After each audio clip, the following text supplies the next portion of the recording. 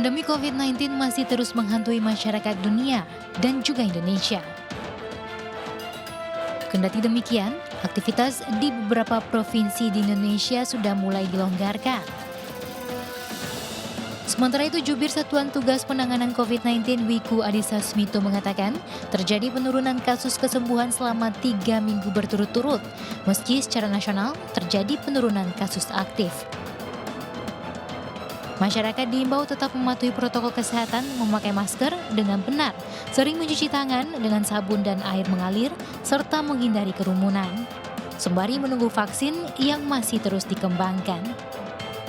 Kini kita akan ulas selengkapnya di Indonesia Bicara. Angka kesembuhan pasien COVID-19 mengalami perlambatan, di sisi lain angka penularan COVID-19 justru menurun. Apakah ini pertanda pandemi corona akan segera berakhir? Tema kita di Indonesia Bicara pada malam hari ini adalah angka berkurang, corona menghilang. Dan saat ini kita sudah kehadiran narasumber, ada 2 narasumber. Yang pertama ada Kang UU Ruzanul Ulum, Wakil Gubernur Jawa Barat. Selamat malam Kang UU. Selamat malam Kang Nelson. Baik, berikutnya juga ada Mas Emil Dardak, Wakil Gubernur Jawa Timur. Selamat malam Mas Emil. Selamat malam. Baik, saya ke Mas Emil terlebih dahulu. Mas Emil, seperti apa kasus COVID-19 di Jawa Timur saat ini? Apakah sudah menunjukkan angka penurunan? Kalau kita mengacu kepada rate of transmission, angkanya di bawah 1. Artinya memang tendensinya tidak sedang dalam kenaikan. Tetapi kasus harian masih berkisar di angka kurang lebih 300, artinya 272. Ini angka yang terakhir, angka harian. Tetapi memang kalau kita bandingkan dengan angka yang sembuh sebanyak 301, ini kita melihat bahwa tren aktif case-nya yang menurun, kasus aktifnya yang menurun. Dan ini adalah sebuah indikasi yang tentunya memberikan optimisme terkait tentunya perkembangan penyebaran COVID di Jawa Timur. Kalau di Jawa Barat seperti apa Kang UU? Apakah juga menunjukkan angka stagnan atau menurun? Ya, kalau di Jawa Barat kemarin lagi libur panjang, memang diakui kita tidak bisa menutup mata ada kenaikan yang sangat luar biasa. Sampai 750 ya per hari. Tetapi alhamdulillah 3 hari ke belakang sekarang sampai hari ini trennya sangat menurun signifikan. Sampai 160 ataupun 150 per orang sampai hari ini. Artinya kemarin kenaikan ini sedang dikaji apakah karena libur panjang, banyak yang datang dari luar kota terutama daerah Jakarta nih, ataupun apa. Yang jelas hari ini kami belum bisa menyimpulkan bahwa hari libur panjang ini mengakibatkan trennya menaik seperti itu. Karena memang di saat libur ini, pemerintah menggunakan protokol kesehatan sesuai dengan Pergub nomor 60 tahun 2020 sebagai turunan daripada Inpres ya nomor 20 tahun 2020. Artinya pemerintah dengan sigap dan tegas melaksanakan SOP tentang AKB hari ini.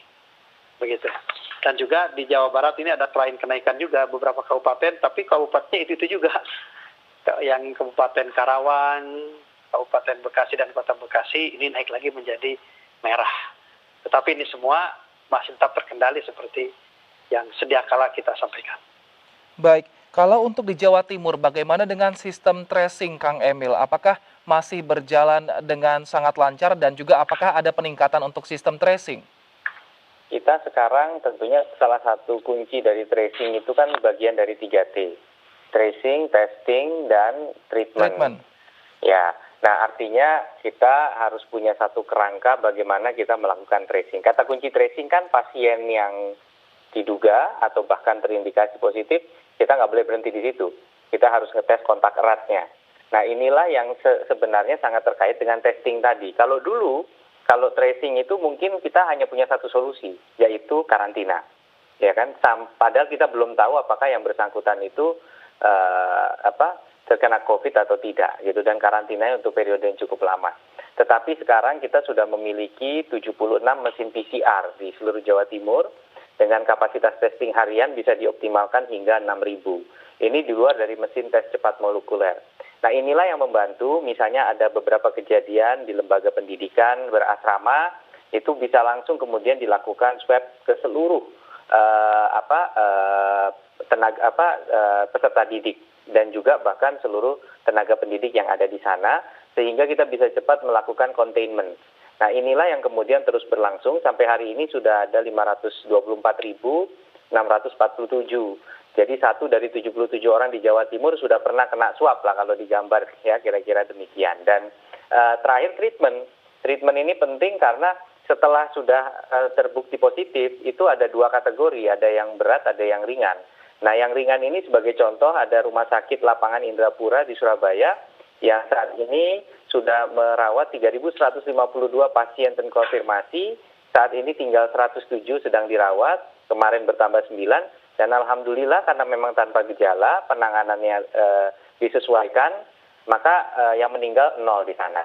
Nah yang berat kondisinya dibawa ke rumah sakit rujukan yang kapasitas bednya atau tempat tidurnya saat ini masih kisaran 40%. Jadi agak jauh di bawah standar WHO mintanya maksimal 60%, kita masih punya ruang nih, karena kita baru terisi 40%.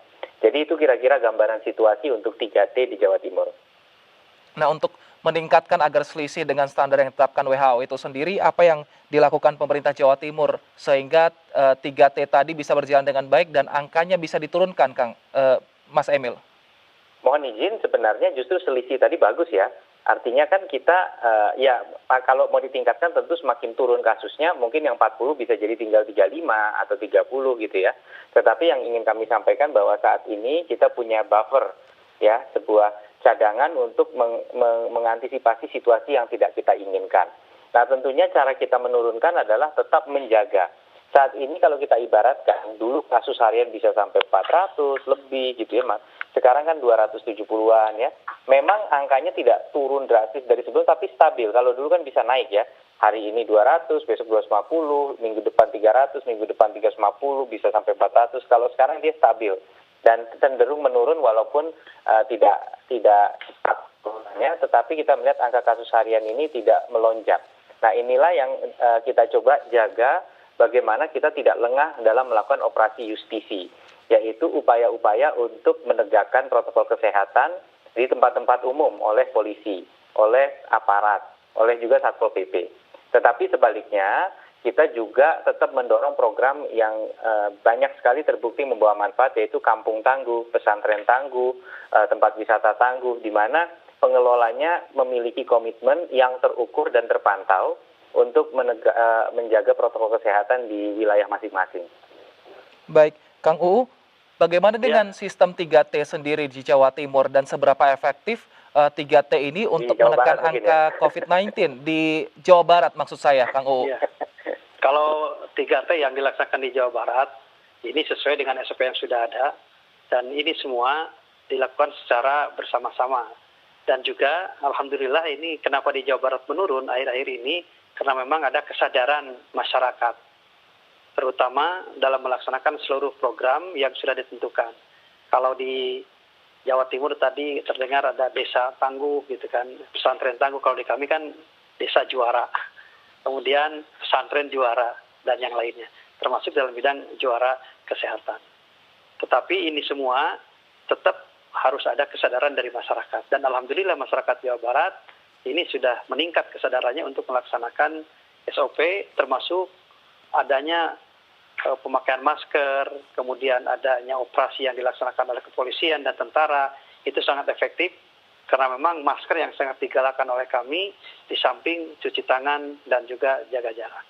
Kalau di pesantren, memang sekarang ada yang beberapa pesantren yang kena, termasuk di Kabupaten Cianjur, tetapi alhamdulillah para kiainya ini begitu akomodatif dengan kami, langsung menyampaikan kepada kami, dan kami langsung menindaklanjuti. Karena kalau mereka tidak lapor, ada 1-2 diabaikan, nanti banyak yang kena dari 1 orang atau 2 orang tersebut. Tapi alhamdulillah sekarang dengan pesantren juara, ini mereka langsung lapor dan langsung kami menindaklanjuti dengan dinas kesehatan tersebut di daerahnya masing-masing.